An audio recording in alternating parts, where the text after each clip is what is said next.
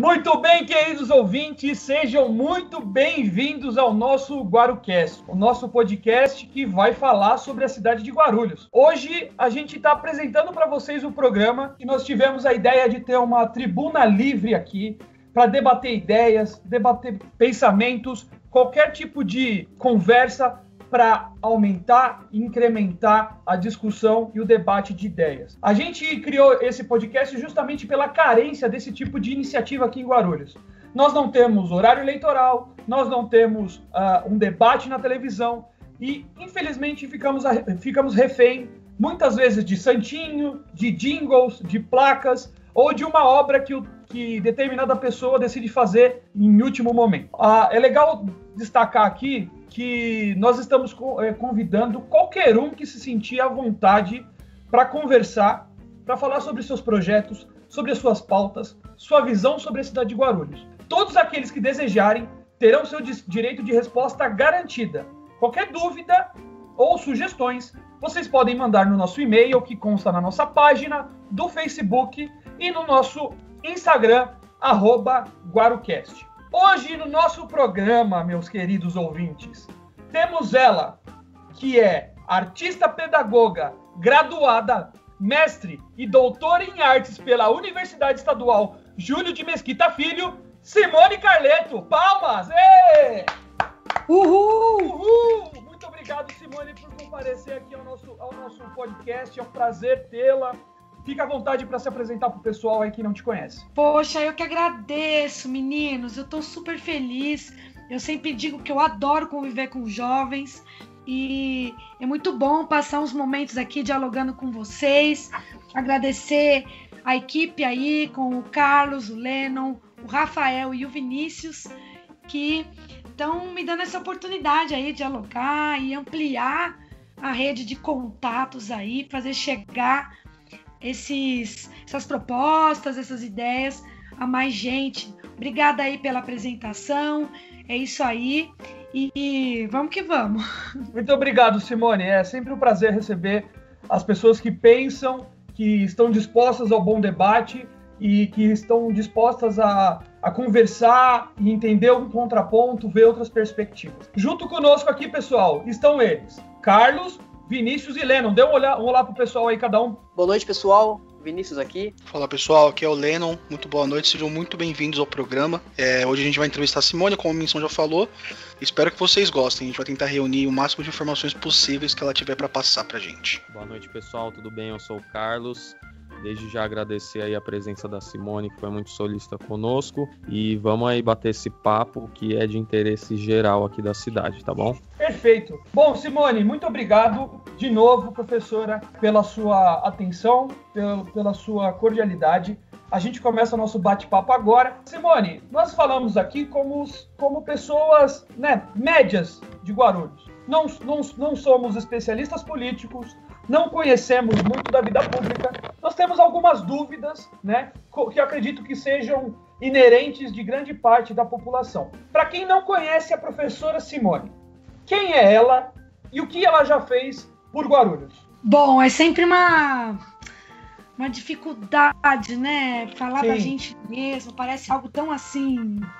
E quando vocês falam que vocês são médios, vou lembrar de uma piada, que é o seguinte: tava com umas amigas numa casa noturna lá em São Paulo, e aí uns meninos que são amigos, são artistas até, inclusive, o Fabrício Comelli, o Lu Carvalho, e aí a gente tava numa fila, algo assim, eles falaram, não, porque vocês tava eu e mais umas 3 amigas, Patrícia e mais algumas, porque vocês são acima da média. Aí a gente ficou, nossa, acima da média. Gente, o que é a média? E começou a dar risada. Exato. É algo muito subjetivo, né? Não é? Mas assim, eu acho que apesar de a gente pensar, né, nessas classificações, né? Eu tive ontem numa reunião de mulheres com a Bela e a Ana, que são candidatas também pelo PSOL, e tinha lá 2 meninas adolescentes, assim, jovens, uma com 17, a outra com uns 15 anos, 16. E eu sempre gosto muito de perguntar, mesmo para pessoas que não votam, para jovens, adolescentes e crianças, como elas estão vendo a cidade, o que elas acham que poderia ser feito para melhorar. Então, nosso programa está ficando muito legal, né? Mas, assim, isso tem a ver com quem eu sou, né? Para responder a pergunta de vocês. Sem dúvida. Eu acredito muito no poder do coletivo. Eu sempre tenho dito que eu aprendi desde muito cedo no Parque Secap, onde eu morei muitos anos. Meus pais eram bastante ativos na comunidade. E eu, desde cedo, aprendi a apreciar essa convivência coletiva. Não por acaso, eu fui fazer teatro de forma bastante, assim, radical, né? Aprofundada. Então, como vocês falaram aí, fiz a licenciatura, o mestrado, o doutoramento e agora um pós-doutoramento. Eu pesquiso as implicações políticas desse fazer, tanto do ponto de vista da atuação direta na sociedade, como também da forma das obras artísticas. Então, como essas obras são construídas, como se dá a recepção do público, a relação com o público, né? E até que ponto essas obras conseguem ter um alcance que aqueles que a produzem almejam. Uhum. Então, eu sou professora, né, como vocês também falaram. Sou servidora de carreira da Prefeitura de Guarulhos há 20 anos e faço parte de um grupo de educadores e educadoras que estão aí no Brasil todo, que são os românticos conspiradores, e agora a gente está se organizando em redes de comunidades de aprendizagem. Então, pesquiso metodologias alternativas e penso que os aspectos culturais da nossa vida são muito importantes para a gente entender nossa ancestralidade, onde a gente está, o que a gente pode fazer de forma a agir na realidade nesse momento presente e também pensar para onde a gente quer ir. Ótimo. Isso que eu já fiz pela cidade, que você também perguntou. Sim. Eu, então, já trabalhei implementando políticas públicas para jovens, para mulheres, e agora eu digo que eu quero fazer isso com os jovens e com as mulheres. E a coisa mais importante que eu fiz, estando na prefeitura como servidora pública, foi coordenar programas de iniciação artística, programas de formação cultural, e a iniciativa mais conhecida é a Escola Viva de Artes Cênicas, onde o Carlos estudou. Agora, o que eu estou fazendo, que eu acho que também é muito importante, é um processo de formação política pelo qual eu estou passando, junto com todo mundo que está debatendo e participando comigo dessa construção. E saibam que eu também estou aprendendo aqui com vocês hoje. Pô, que privilégio, professora. Muito obrigado pela sua resposta. Eu acho que os meninos aí têm algumas perguntas já. Mas antes deles, eu serei o primeiro a perguntar, tá? Eu, como âncora, como host, vou ser o primeiro a perguntar. Eu tenho esse privilégio. Professora, cá entre nós aqui, Guarulhos é uma cidade extremamente complicada. Ficou na mão de famílias durante muitos anos. O que aconteceu para a senhora ter, se a senhora me permite te chamar de senhora? Pode chamar de você. Pode chamar de você? O que aconteceu para você acordar um dia e decidir, eu quero ser prefeita de Guarulhos? Porque convenhamos aqui, professora, é uma paróquia complicada de trabalhar. A gente começa a visualizar, a gente aprende desde criança, né, que certas coisas não são para nós. Então a gente cria uma espécie de condicionamento a adentrar alguns espaços e outros não. Isso para as mulheres é algo bastante forte, né, do ponto de vista do impacto que isso tem naquilo que nós mulheres consideramos possível para nós. Mas aí, Rafael, olhando para tudo que eu tô olhando na cidade, vendo, sobretudo essa última gestão, mas não só, eu que tenho 20 anos como servidora pública, então já passando por várias dificuldades, conhecendo os bairros, conhecendo os problemas da comunidade, porque a gente que trabalha em escola, muitas vezes a gente é a única pessoa que vai ouvir alguém que está ali precisando muito, é o único equipamento público muitas vezes numa comunidade. Então eu já trabalhei em vários bairros, Cumbica, Fortaleza, São João, Presidente Dutra, Santos Dumont, Bananal, Vila Flórida, enfim. E as realidades são muito semelhantes, são muito sofridas. E vendo principalmente a última gestão, né, que chegou prometendo uma nova política, prometendo que ia fazer uma gestão inovadora, quer dizer, precarizou muito o serviço público, desrespeitou os servidores e servidoras, né? E eu, quando fui trabalhar no setor público, eu o fiz também por convicção, porque, vejam, eu estudei em universidade pública, eu tive um privilégio de ter esse acesso que é custeado pelos impostos que todas as pessoas pagam e nem todas podem acessar, né? Então eu sempre tive nitidez de que eu tenho um compromisso social em devolver para a comunidade, devolver para o Estado, para o país, enfim, o que eu tive acesso, o que eu aprendi, né? Socializar o máximo possível, colocar em prática. Então, trabalhar no serviço público para mim sempre foi algo muito sério, sempre foi um compromisso de vida. Então, eu olhando para tudo isso, eu pensei, se quem está lá, eu com certeza, com todas as limitações que a gente sabe que qualquer ser humano tem, eu posso fazer melhor. Eu terei condições e terei vontade política, e o mínimo que eu fizer vai ser muito mais do que vem sendo feito. Então foi isso que me encorajou. E outra, o fato de eu estar no partido, que é um partido limpo, um partido de luta, que é o PSOL, e ver também ali à minha volta pessoas que podem colaborar muito para o crescimento da nossa cidade nesse sentido da gestão pública. Agora, o que a gente está fazendo não é só eleitoral, se constitui um projeto que está sendo apresentado para a cidade e que tem muitas possibilidades de ser implantado ou, no mínimo, se constituir como um forte instrumento de oposição e de organização social e popular. Muito importante, é muito importante ter essa perspectiva sua, professora, pois, infelizmente, nós vivemos em um mundo muito polarizado, né? E, infelizmente, dessa maneira, a gente não consegue discutir, debater, entender outras perspectivas, né? Uhum. Quando eu faço essa pergunta para a senhora, porque justamente foi o que você levantou há pouco, que a última gestão, que essa gestão que está vigente, prometeu muita coisa, disse que ia acabar com muita coisa, enfim, e acabou deixando tão insatisfeito quanto qualquer uma das outras. O Vinícius agora tem uma pergunta para fazer para você. Professora, eu vou ter que assumir aqui antes de tudo que eu acabei sendo o responsável pelas piores perguntas para trazer para a mesa, tá? Eu li parte do projeto de governo, né?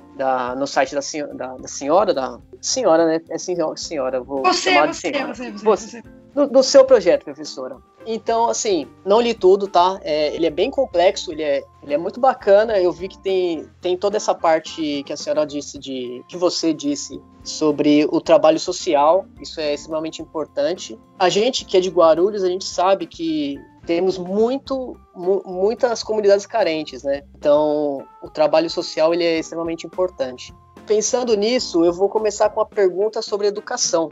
A gente sabe que no meio da pandemia muitas crianças ficaram prejudicadas, né? E a escola não é somente estudar, é alimentação, é um convívio social com professores, né? E por isso eu queria saber, né? Há uma perspectiva de volta para as aulas presenciais, já que essas crianças carentes, essas comunidades carentes sentem mais o peso da falta de escola? Então, é o seguinte, a gente tem um debate muito sério ocorrendo na cidade sobre isso.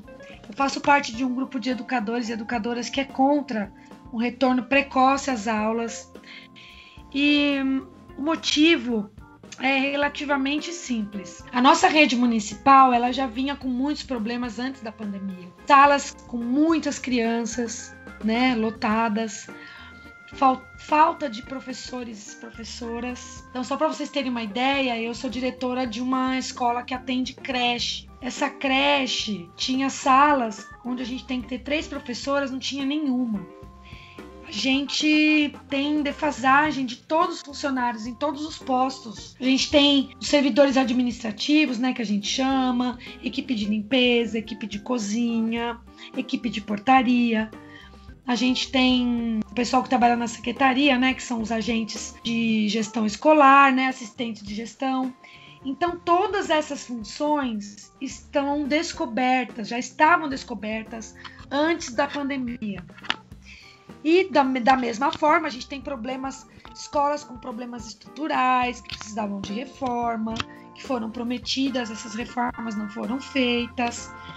Essa gestão não construiu nenhuma escola, apenas concluiu algumas obras de 4 ou 5 escolas, se não me engano, que estavam sendo construídas. Normalmente faltam produtos de limpeza, faltam uma série de materiais que são fundamentais, por exemplo, numa creche, lenços umedecidos e tudo mais. Nós temos uma verba que é o ProRede, mas muitas vezes acaba não sendo suficiente, porque a gestão pública vai se eximindo de tantas responsabilidades. Eu sempre digo que é como se nós, diretoras, tivéssemos aberto uma escola particular. Fica tudo para que a gente possa resolver. Ontem mesmo, as diretoras receberam os mapas de demanda, né, que são aqueles documentos que mostram quantas crianças serão atendidas.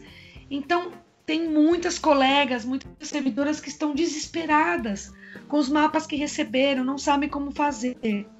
Então, apesar da necessidade de muitas mães de trabalhar para ter o seu sustento, o que eu defendo é que a prefeitura deveria garantir também um auxílio financeiro, assim como tem o governo federal. As outras instâncias de governo também precisariam fazê-lo para garantir que as pessoas pudessem ficar em casa. A gente tem ainda muitas mortes ocorrendo. Guarulhos já ultrapassa as 1.500 mortes. A gente teve um número de mortes significativas nos últimos 10, 15 dias. Então são vidas, né? Não são números. Então por isso a gente vê com muita reserva o retorno precoce às aulas, porque nós não temos essa estrutura. E outra, nós não vamos conseguir fazer revezamento, porque como é que nós vamos selecionar? E como você bem disse, já houve um prejuízo, porque a forma como foi colocado para que as crianças acompanhassem pela televisão, pela internet, muitas não têm acesso. Então, a gente tem ainda que pensar alternativas para o próximo período. Enquanto não for possível esse retorno às aulas, eu defendo que deveria ter sido feito também um material impresso, sobretudo para o ensino fundamental. Isso ficou a cargo das escolas imprimirem, então muito perigo de contaminação de servidores e servidoras. As nossas impressoras não são gráficas, então é impossível dar conta disso na escola, né? E fora essas contaminações que podem ocorrer de forma cruzada e tudo mais. Então deveria ter sido, sim, proporcionado um outro tipo de material, de forma a atender esse contexto mesmo. Então, apesar da necessidade, eu penso que deve haver outras formas de garantir que as pessoas continuem se cuidando, continuem protegendo as suas famílias e não arriscando suas vidas. Nós temos servidores e servidoras que não precisariam estar indo para a escola, e isso está sendo feito porque a prefeitura quer prestar contas do salário que está sendo pago para essas pessoas. Então, as funcionários de limpeza estão indo para a escola mesmo sem a escola funcionar.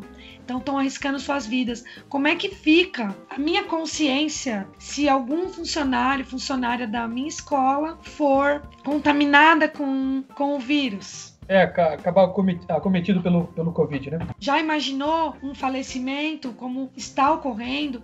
Então, quer dizer, é algo muito sério. Então, eu prefiro não arriscar. A gente diz que aprendizagens se recuperam, vidas não. Professora, aqui é o Lennon. Primeiramente, gostaria de dizer que eu concordo com bastante coisa do que a senhora disse. Em relação a voltar às aulas, eu também acho que não é o momento correto, porque por toda uma questão de infraestrutura, muita criança de família carente, então às vezes os pais não têm nem a instrução correta, né, para passar para essa criança, e tá em casa, não tem internet, então às vezes o pessoal pensa, é melhor voltar, mas a gente sabe que não, né? A questão agora realmente é o isolamento. Eu concordo também com o que a senhora disse a respeito do material, por mais que não haja uma gráfica que preste serviços públicos, a prefeitura ela deveria ter notado isso e ter a obrigação de contratar, né, um serviço privado e criar o material para que essas crianças principalmente as que não têm acesso à internet, a um computador, para que elas consigam não perder muito do ano letivo, né? Porque a gente sabe que nunca vai ser a mesma coisa de uma sala de aula, mas dá para pelo menos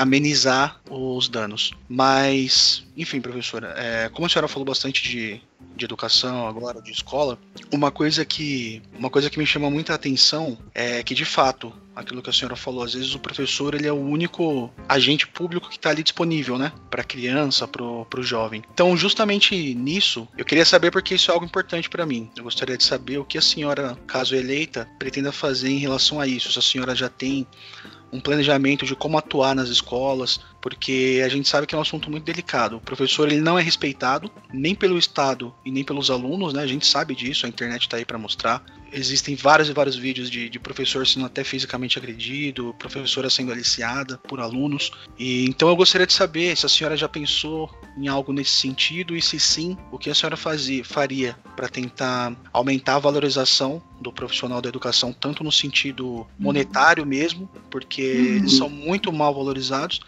e também no sentido social.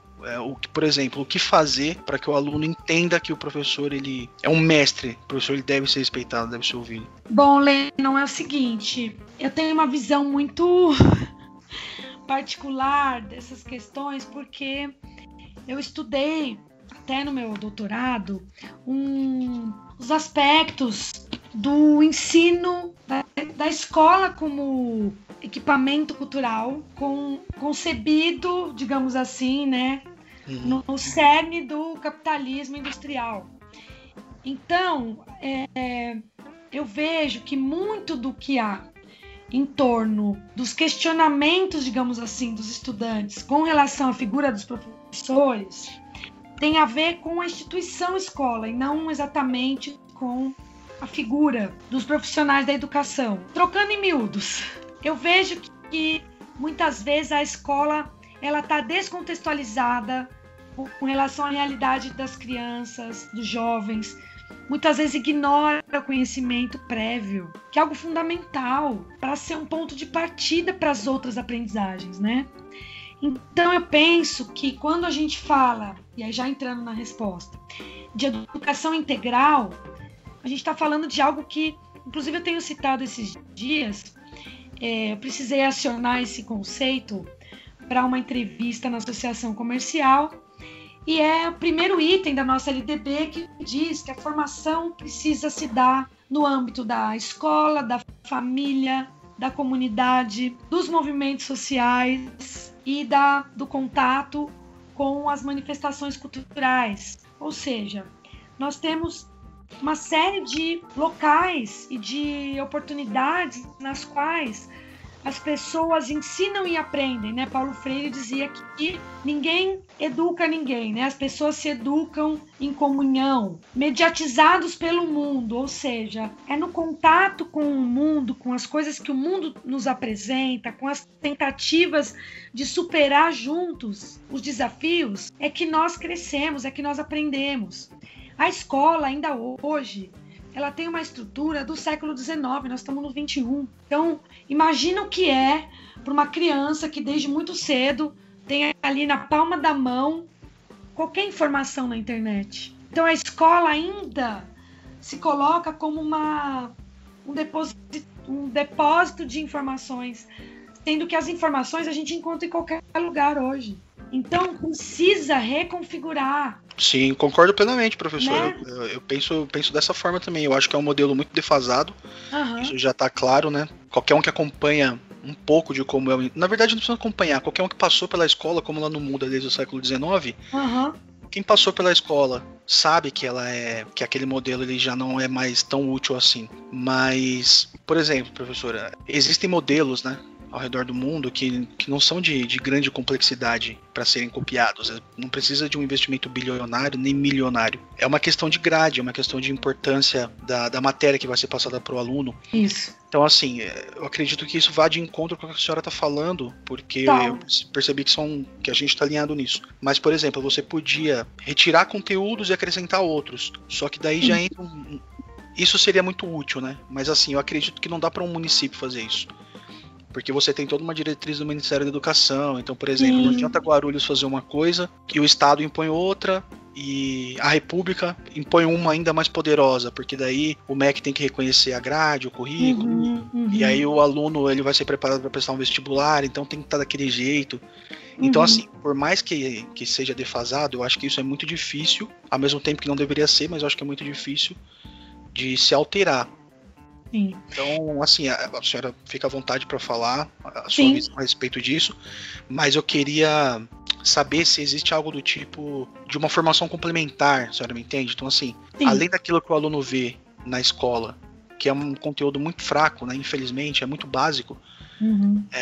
Eu fiz Senai, né? Então, assim, eu sou apaixonado por Senai porque eu sei o quanto isso me ajudou na minha vida. Não existe a possibilidade de fazer algo desse tipo, um ensino parecido com uma escola técnica? Veja, na perspectiva que eu venho defendendo, e aí, assim, até para responder a sua pergunta primeira, né, pra gente não deixar nada passar, para não fazer aquele estereótipo do candidato que dá a volta e não responde o que a pessoa perguntou, né? Evasivo, né? Então, assim, o que eu vou fazer, que eu até conversei com diretores de escola ontem, diretoras, é resolver a parte estrutural, fazer essas reformas que precisa construir escola, não tem jeito de atender todo mundo se não construir, e precisa valorizar os profissionais, como você disse, né, com salário e também condições de trabalho dignas, plano de carreira e principalmente diálogo para saber realmente e construir com, né, que é o nosso segundo eixo, que é radicalizar a democracia. E aí, a questão do conceito pedagógico, então, só para dar um exemplo, os CELs, eles foram implantados de forma equivocada aqui na cidade. Então, eu venho defendendo que uma estudante precisa ter contato com inúmeras possibilidades. Então, você citou o que é aprendido, por exemplo, no Senai. Então, o Senai tinha ou tem, não sei como é que está agora, mas inúmeros ramos. Então, desde o setor gráfico até o setor mecânico, a questão têxtil, enfim, várias possibilidades. Eu imagino que uma educação mais completa, e aí tem vários modelos ao redor do mundo, mas tem também vários modelos brasileiros que não foram olhados pelo Brasil. Se você olhar as referências que são utilizadas, né, na formação pedagógica, tem todo esse aspecto eurocêntrico, tem o aspecto estadunidense, mas o Brasil, segundo o professor José Pacheco, que é português, mas vive aqui, o Brasil tem a maior fortuna pedagógica. Então, precisa que as pessoas tenham acesso às diferentes linguagens científicas, das ciências humanas, das ciências sociais, das ciências naturais, das artes, de todas as ciências humanas, enfim. Então, como a pessoa vai desenvolver potencialidades se ela não teve contato, né, por exemplo, com a linguagem da química, da física, da matemática? Então, esses equipamentos que são os CELs, eles precisam de alguma forma proporcionar isso para as pessoas. Agora, para a juventude, Lennon, a gente vê sim esse aspecto da formação técnica. E aí, para isso, a gente conta com um projeto de implantação do Parque Tecnológico, que vai ser fundamental para a gente ter cursos diversos que possam atender às necessidades dessa juventude e também que tenham possibilidades reais no mundo do trabalho para se efetivar. Vou dar só 2 exemplos. Incubadora de cooperativas e também incubadora de restaurantes populares, panificadoras, que eu quero implementar cursos de gastronomia para diversificar muito as alimentações que são servidas, tanto nos restaurantes populares, como nos abrigos, albergues, escolas, pensando segurança alimentar, pensando agricultura familiar, pensando cooperativa de catadores, enfim, inúmeras ações na linha do ecossocialismo para garantir uma cidade também mais sustentável.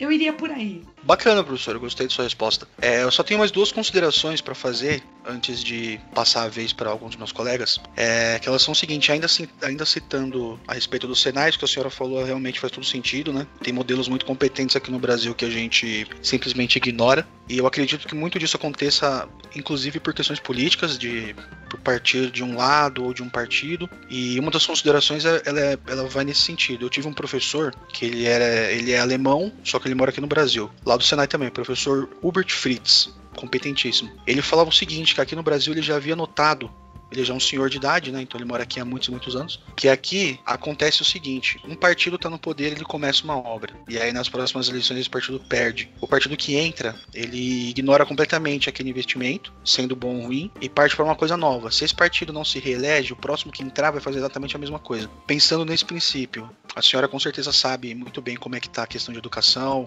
os projetos que foram feitos. Eu tenho certeza que nem tudo é de se jogar fora. Eu acredito que a gente tem que transcender essa visão de que tudo que vem do outro é ruim, né? Tudo que vem daquele que não joga do meu lado é ruim. Então eu vou descartar. Não tô dizendo que é isso que a senhora falou, porque a senhora não falou isso. Mas assim, foi só para contextualizar. Então assim, a senhora vê das coisas que existem hoje, existe algo que possa ser continuado ou não, tem que ser feito do zero? E a respeito também do que a senhora falou sobre nutrição, passar esse tipo de conhecimento para as pessoas é ótimo, mas existe também a questão da tecnologia, né? Que é o mercado que mais cresce, é um mercado que está com falta de mão de obra, então eu veria isso como uma coisa muito boa para o jovem, de periferia principalmente. Total. Introduzir ele ao mercado tecnológico, porque eu trabalho nessa área, inclusive, precisa de profissionais e ela valoriza os profissionais, então eu acho que seria importante também jogar nesse sentido. Com certeza. Com a implantação do nosso parque tecnológico, a gente vai ter essa possibilidade muito real para a juventude. A gente tem isso no nosso programa já, porque o parque tecnológico ele vai reunir universidades, ele vai reunir empresas. Então, ele vai ter o aspecto de produção de conhecimento, de ciência, de tecnologia e inovação. Vai ter toda essa parte de formação profissional, que a nossa prioridade são os jovens e as mulheres. Então, isso vai ser bastante possível.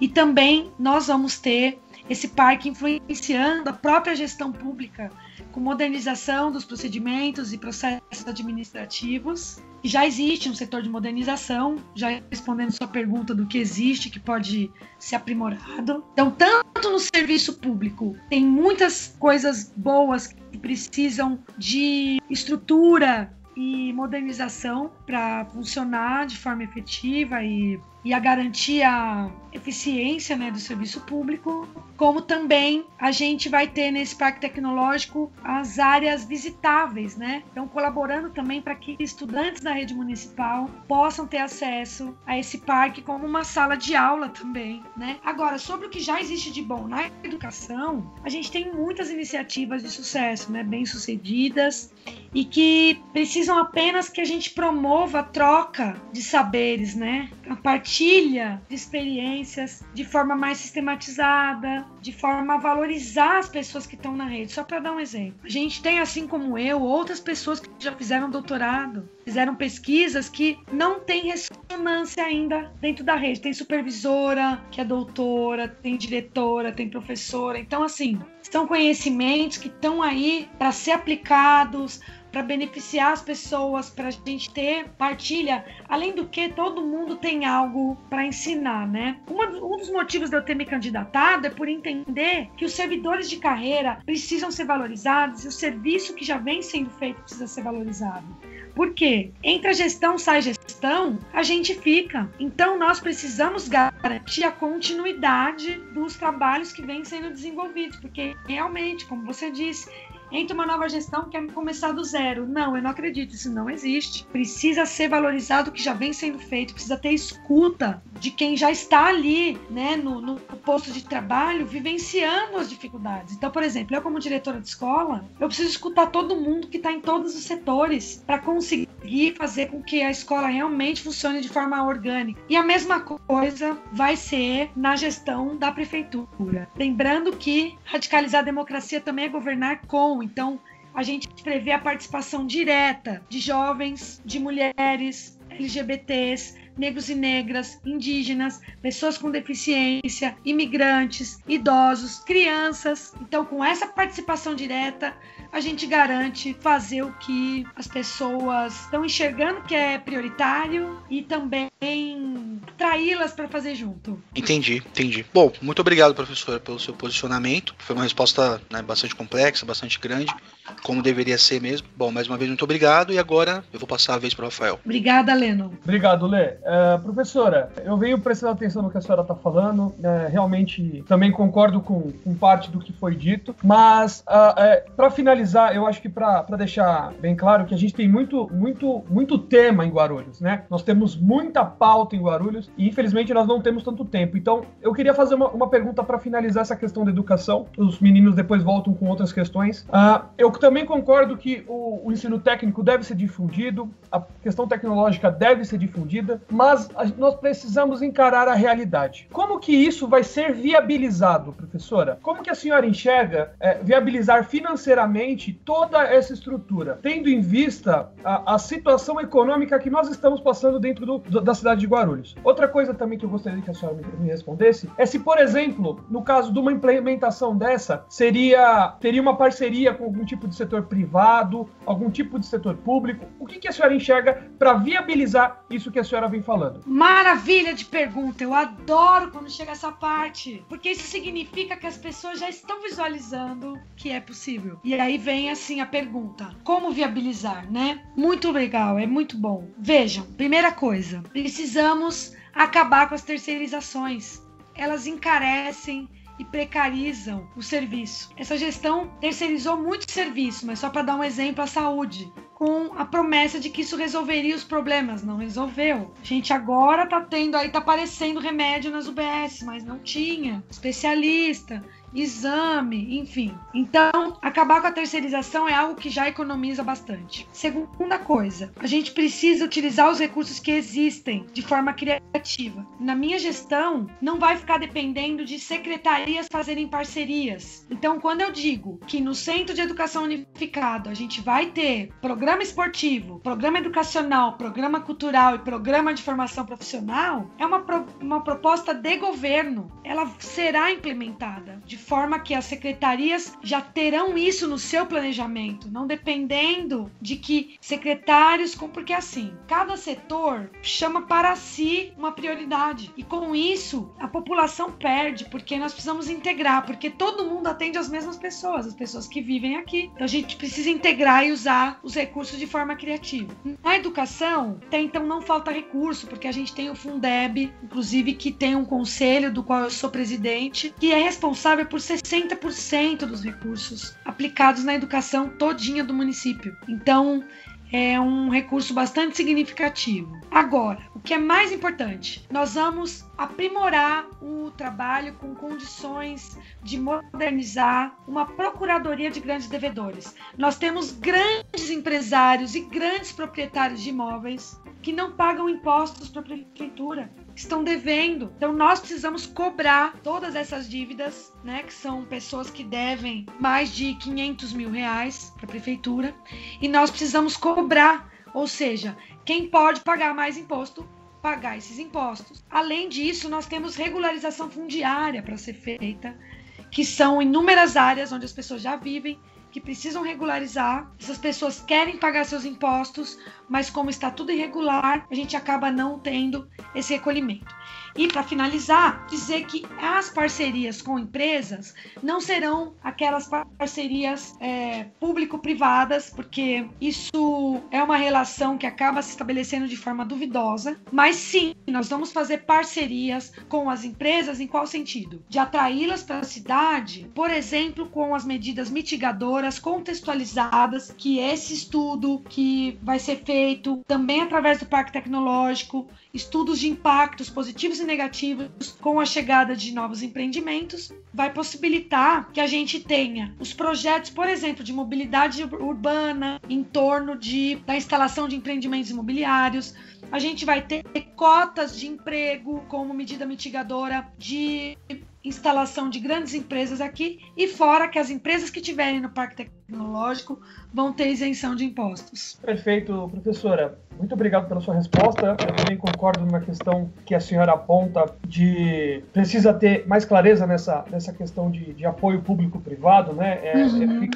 Fica um pouco obscuro isso, sem dúvida. Agora, professora, o Carlos vai fazer uma pergunta para você, tá bom? Fala, Carlão. Obrigada. Bom, a minha pergunta, Simone, ela vai finalizou o assunto educação, mas não entre aspas, porque eu vou entrar aí com a cultura e também a gente aborda esse assunto. Mas antes eu queria tomar liberdade de você que está ouvindo a gente aí, para conhecer o plano da Prefeitura da Simone, acessa lá simonecarleto.com.br, siga ela nas redes sociais, @Simone Carleto no Instagram e Simone Carleto no Facebook também, e também nos siga, @GuaruCast no Instagram e GuaruCast no Facebook também, tá bom? Além das plataformas aí de áudio como Spotify, Deezer, Apple Podcasts, tá bom? A gente vai publicar todos os nossos bate-papos lá também. Bom, agora eu vou para minha pergunta. Como você disse anteriormente, Simone, eu fui aluno da última turma da Escola Viva em 2017. E logo após, e assim, a gente já veio enfrentando algumas dificuldades no final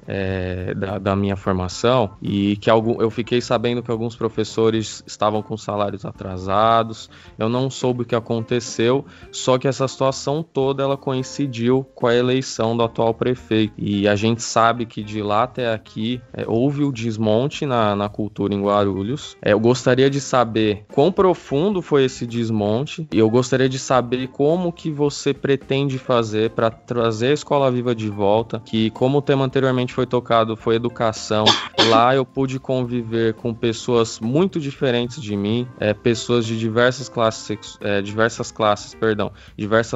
sociais, pessoas muito diversificadas, e 99,9% das pessoas, assim como eu, não tinham condições de pagar por uma escola de teatro que é bem cara, uma escola particular, e a gente ficou muito carente disso. Muitas pessoas estão carentes disso, pelo que eu vejo, e a Escola Viva ela faz muita falta na cidade, e eu sei que é uma das suas pautas trazer ela de volta. Então eu queria saber quão grande foi esse desmonte e como fazer para trazer a Escola Viva de Artes Cênicas de volta para a cidade. Bom, Carlos, é um assunto que me comove. Eu quero agradecer suas palavras e dizer que só o fato de te ouvir com essa coerência, com essa apropriação de leitura desse contexto, me alegra bastante e me faz pensar que vale a pena. Veja, a gente tem propostas de formação cultural, a gente tem proposta de implementar casas de culturas populares nos bairros, porque a gente tem muitas iniciativas em todas as periferias. A juventude vem fazendo ações inúmeras em torno de música, em torno de dança, a questão do rap, a questão das batalhas de poesia, enfim. Então é necessário que o poder público fomente, possibilite que essas manifestações culturais cresçam, que circulem pela cidade, para que as pessoas conheçam. Eu combato sempre aquele pressuposto segundo o qual vai se levar cultura para algum lugar. Eu acho que isso é um absurdo. Todo lugar tem cultura. Acho que precisa haver a ecologia de saberes, né, que o professor Boaventura Souza Santos diz. Então, nesse sentido, a Escola Viva precisa ser retomada com inserção também nas periferias. Então, ela precisa estar de volta onde ela esteve. Inclusive, eu fiz um vídeo sobre isso na frente do Padre Bento, que é um equipamento que está abandonado. Eu fiz também outro vídeo no centro de Guarulhos, onde houve a ocupação da ocupação, onde foi nosso último espetáculo, no qual você estava em cartaz. Belíssimo espetáculo, Ô, professora, a senhora precisa escolher melhor seus atores, hein? Porque se o Carlos estava em cartaz... Maravilhoso, maravilhoso. Não sei se tem filme, né, Carlos, para mostrar. Acho que a gente filmou algumas coisas. Eu não tenho esse material comigo. Acabou não entrando no site. Até preciso pedir pro Marcos se ele ainda tem condição de fazer isso, que o site ainda está no ar. Então, eu fiz um vídeo também no centro falando da importância de nós termos também ali no centro a Escola Viva presente, porque como você disse, né, Carlos? E aí, meninos, se vocês não viram o Carlos em cena, a Tati, precisam ver, porque estavam deslumbrados importantes. Então, sim, nós vimos, mandaram muito bem. Ah, vocês estavam? Ai, que lindos, legal. Estávamos, eu e o Lennon, professora. Eu e o Lennon estávamos. Não precisa fazer essa média, Lennon, já passou, o Carlos já aceitou isso, não precisa fazer a média. Mas enfim, como ele disse, uma convivência muito múltipla e diversificada só faz com que todo mundo aprenda e tenha um contato com o teatro que não é um contato glamuroso, é um contato que mostra que é uma área do conhecimento e que é fruto de trabalho. Então isso pra gente é muito importante. Então a Escola Viva precisa estar nas periferias também, porque realmente é um projeto bastante inovador, referência em outros lugares, né? Então, para além disso, as casas de cultura popular, para além disso, os CELs com programas de formação artística. E aí sim, para isso, como vocês falaram, tem que aumentar o orçamento da cultura. E a gente está defendendo que gradativamente ele vá de no mínimo de 1% até 3%. E também com editais, né, pessoal, para que as pessoas possam apresentar seus projetos. Mas vamos focar na produção cultural, na circulação dessa produção e sim na valorização dos profissionais da área de cultura. Precisam ser contratados para fazer os seus trabalhos. Pode ser essa coisa de favor, porque muitas vezes a gente não é encarado como profissional, como trabalhador, trabalhadora. E a começar por nós mesmos, a gente tem que se colocar nesse lugar. É isso, Escola Viva é uma filha que eu tive e que infelizmente foi extinta, mas tá aí reverberando ainda. Que bom. Obrigada pela pergunta. Imagina, Simone, eu que agradeço pela resposta. Achei muito legal a resposta. Acho que essa ideia de expandir a cultura, né, para chegar na periferia, para chegar para todo mundo.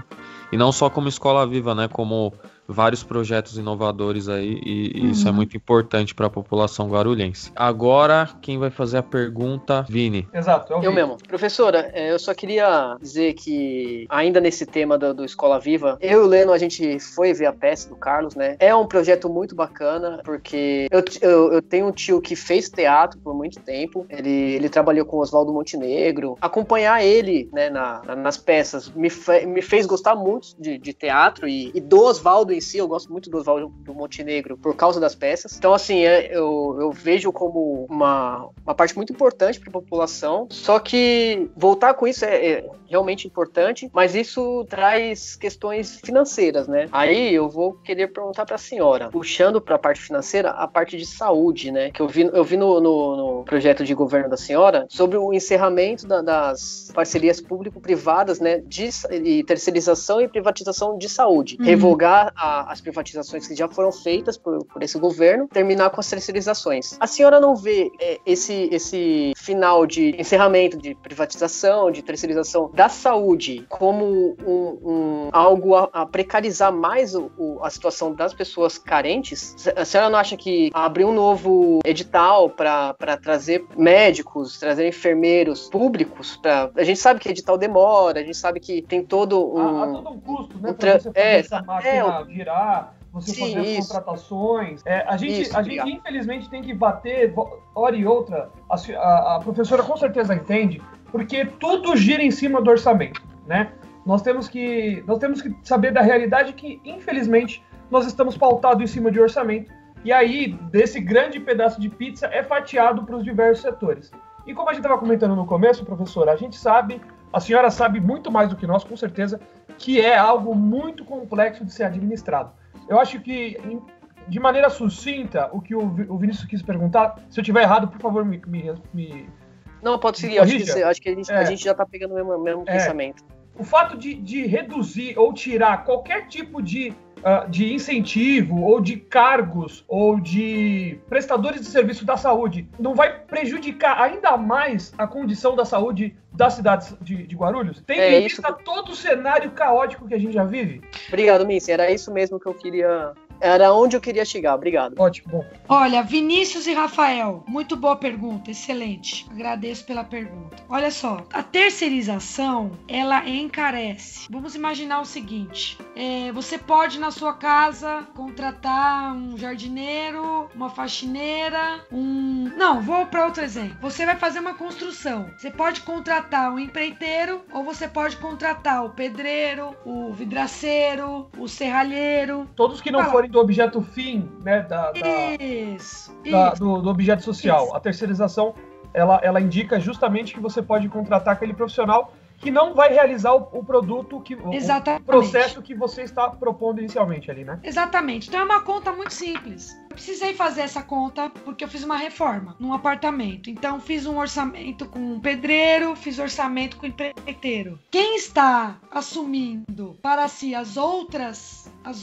especialidades, digamos assim, vai ganhar em cima. Então vai se tornar mais caro. E outra, você perde a condição de fazer o controle social efetivo sobre esse recurso e sobre esse serviço. Então, na prática, o que tem acontecido é, primeiro, ficou mais caro. Segundo, ficou mais precário. Por quê? Porque as pessoas que são contratadas por essas empresas que fazem gestão de saúde em vários municípios é um trabalhador, uma trabalhadora mais precarizado, com menos direito, com medo de perder aquele posto de trabalho. A gente está vivendo uma crise terrível.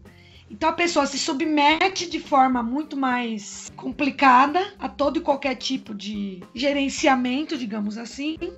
E também a gente tem aí, gente, escândalos de corrupção. Acabou de estourar essa semana aí, segunda-feira, que é corrupção em cima de contratos feitos com essas organizações. Não tem muito problema quanto a isso. Com relação à gestão pública, eu preciso fazer aquilo que é mais rápido, mais transparente, mais econômico, mais eficiente. Quando vocês falam dos concursos, eu vou dar alguns exemplos para vocês.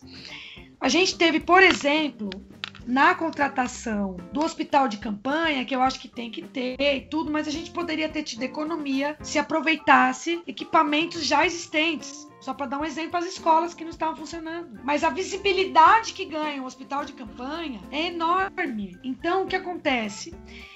Nós tivemos em São Paulo o mesmo tipo de atitude, de terceirização, mas lá os equipamentos que faziam parte do hospital de campanha foram distribuídos nos hospitais e na rede de saúde da Prefeitura de São Paulo, que também não é uma prefeitura progressista, mas lá aconteceu isso. Aqui não ficou um prego, foram mais de 40 milhões. Então, para dizer para vocês que, no caso de medicina, é uma profissão de elite, como vocês sabem. Nós precisamos garantir que tenha curso de medicina nas universidades públicas aqui em Guarulhos, para formar médicos e médicas que sejam daqui e que vão ter a sensibilidade de querer trabalhar nas periferias. Porque é muito rentável para um médico, uma médica estar num consultório. O salário no poder público, para eles, eles consideram que não é um bom salário. Por isso que tem aqueles problemas de não cumprir horário, enfim, uma série de coisas. Hoje, se torna muito mais caro, porque para uma mulher fazer um Papa Nicolau, hoje, ela não tem acesso a um ginecologista. Ela precisa passar com um clínico geral para encaminhar para o ginecologista, para depois ser pedido esse exame, aí vai fazer esse exame, tá demorando mais de 1 ano para uma mulher fazer Papa Nicolau, ou seja, ela passa por tantas etapas que sai muito mais caro. Nós vamos abrir concurso para contratar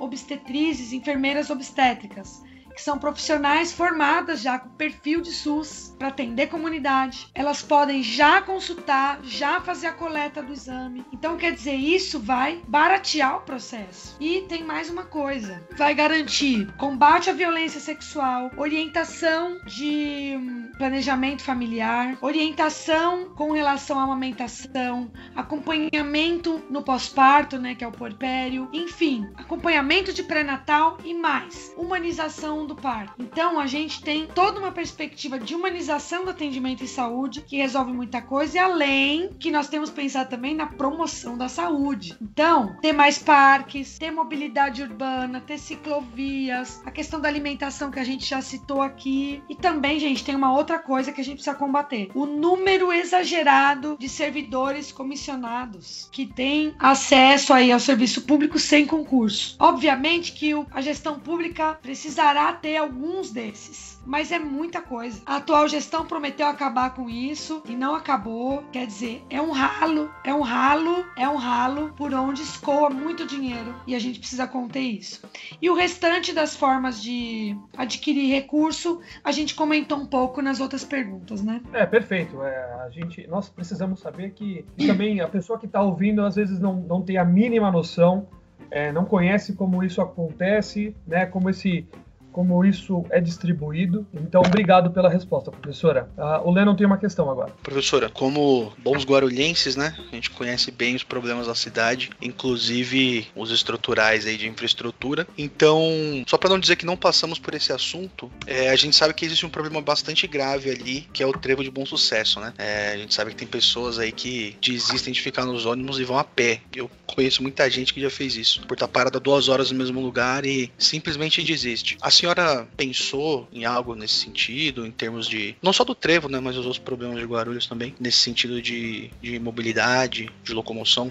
Excelente. A gente fez uma live hoje, uma roda de conversa. A gente já tinha feito live sobre esse tema, é um tema bem presente no nosso programa. Trevo de Bom Sucesso, entra governo, sai governo, não resolve, né? E realmente, como você disse, a população sofre muito com isso. Transporte público na cidade de Guarulhos tem a tarifa mais cara, é muito precário, as pessoas perdem até a oportunidade de emprego, porque muitas vezes o empregador verifica que o transporte vai ficar caríssimo, então acaba inviabilizando. Nós precisamos ter protagonismo como cidade na resolução desses problemas. Então, garantir os melhores estudos, daí de novo tecnologia e inovação nos ajudando nisso, ouvir os técnicos da prefeitura a respeito, ouvir a população, enfim, precisamos criar meios alternativos e aí, mais uma vez, tomar pelo menos uma parte de volta do transporte público para a gestão da cidade. A gente sabe que em 4 anos não dá para fazer tudo isso de uma vez. Precisa ter protagonismo para ter um prolongamento do metrô até aquela região de Bom Sucesso, Pimentas. Isso também desafogaria muito esse trânsito. A gente precisa priorizar o transporte coletivo sobre o individual. A gente precisa garantir também ciclovias, que nós não temos na cidade. Eu tenho feito algumas ações nesse sentido, de fazer mobilizações mesmo com bicicleta, para provocar esse debate na cidade, né? Então também possibilitar o transporte não motorizado também para fazer frente ao transporte motorizado, pensando também aí na qualidade de vida, poluição e tudo mais. E na região de Cumbica, teve verba federal, que era para ter feito um túnel ali, melhorando o acesso dessas vias que já recortam a cidade, de forma, né, a ter trazido transformações para a cidade, como foi o caso da implantação da Via Dutra na década de 50, a questão da rodovia dos trabalhadores, o acesso ao aeroporto, o próprio aeroporto, então o transporte sempre interferindo de forma muito decisiva na cidade. Então precisa também garantir os acessos para a região de Cumbica também ter um melhor fluxo, porque vai parando lá atrás e vai acumulando, né, travando toda a dúvida. Outra questão é o fato do Rodoanel não ter entradas para a cidade e também não ter trazido protagonismo da prefeitura, também não ocorreu para viabilizar projetos que estão previstos, inclusive, como contrapartida, uma porcentagem de recursos são destinados da obra do Rodoanel para minimizar alguns impactos. Para citar uma das situações, é o que está acontecendo na região do Cabo Sul. Um grande impacto. Então, é uma via que o empreendimento, né, ou seja, do governo do estado, que segrega a cidade sem ter nenhum tipo de contrapartida. Então, acaba que a cidade fica muito refém aí de inúmeras coisas, até porque o governo do estado não tem um equipamento cultural na cidade, só tem presídio. Então é um absurdo. E para finalizar, pensar os corredores de ônibus que não chegam até as periferias, enfim, tem uma série de iniciativas que nós podemos ter para resolver esses problemas viários na cidade de Guarulhos. Perfeito, professora. Eu acredito que nossa entrevista nosso bate-papo está chegando ao fim. Eu tenho só mais uma questão que eu acho que é um assunto ainda muito relevante para a cidade de Guarulhos, seria sobre a nossa segurança pública.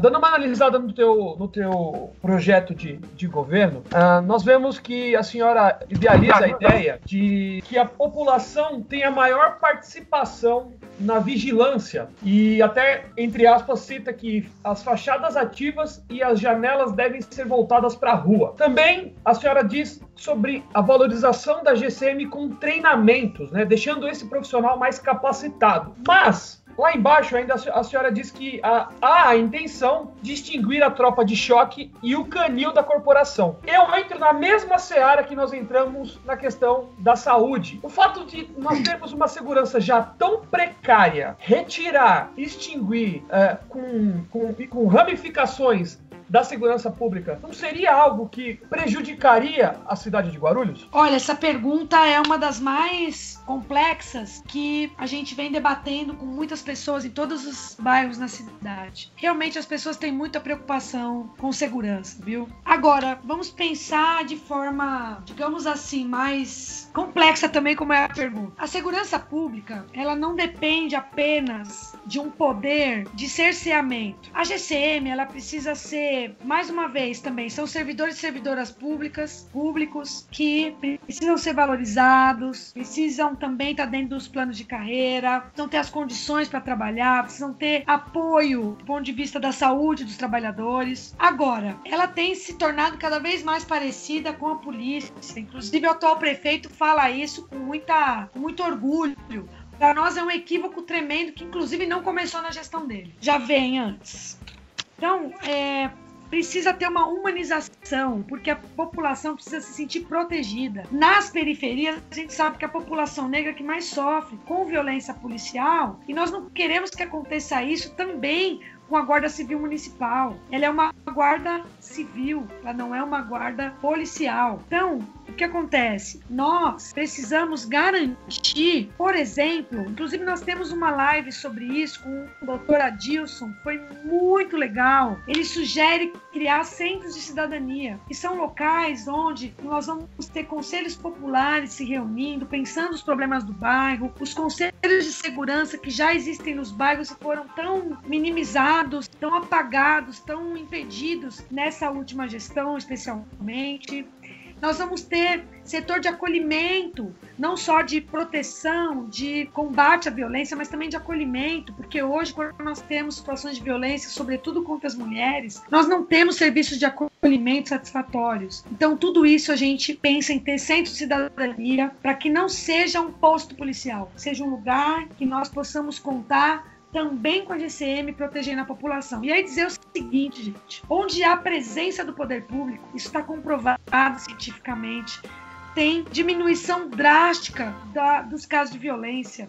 Onde tem iluminação pública, onde tem zeladoria com corte de mato, bons passeios públicos, arborizados, permeáveis, onde a gente tem equipamento de cultura, de esporte, de lazer. A gente sempre usa, né, os dizeres da música, a gente não quer só comida. A população me diz, meninos, que é necessário basicamente moradia e trabalho. As pessoas falam muito de saúde, de educação, segurança, cultura, lazer, esportes. Isso só vai ser possível se a gente não tiver as pessoas ficando 3 horas dentro do transporte público precário. Para que tenha vida e não só sobrevivência, a gente precisa garantir essa qualidade de vida.